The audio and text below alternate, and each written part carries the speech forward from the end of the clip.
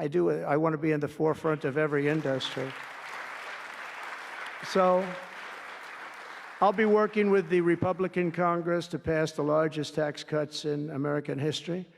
And that includes, obviously, we have to extend the Trump tax cuts, which were, until now, the largest. We're going to dramatically cut taxes for families and for workers and for companies, including no tax on tips and hopefully no tax on Social Security and no tax on overtime.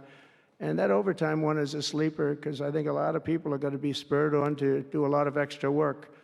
When they hear that, a lot of companies really like it, and a lot of people really like it. The new Trump tax cuts will also include 100% expensing for new factory construction in the United States and anything else that you're going to buy with capital. If you buy something that is going to be good for our country, we're going to let you expense it, 1 year expense. And I did that the first time, and everybody was saying, can you go back to that? Now you still get, I guess, 40% or whatever, but it pares down. But we're going to bring that right up to the top level. I think that had a lot to do with the success that I had during my first term.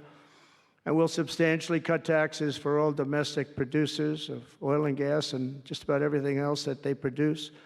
In my first term, I brought the business tax down from around 40% to 21%, which everybody said was an impossible thing to do. I cut it from 40. It actually was state and city was much higher than 40, but I got it down to 21%, and now I'm bringing it down to a goal of 15%, but only if you make your product in America. In other words, you're going to be at 21%, but if you make your product in America, you're going to go from 21 to 15. If you don't, you're going to pay 21%, which is still lower than anything. So guys like Elon are going to come and make his great cars in the United States. There are a lot of people are calling. A lot of car companies are calling. They called me, three of the majors. They called and they said, we're looking all over the place. We want to be there.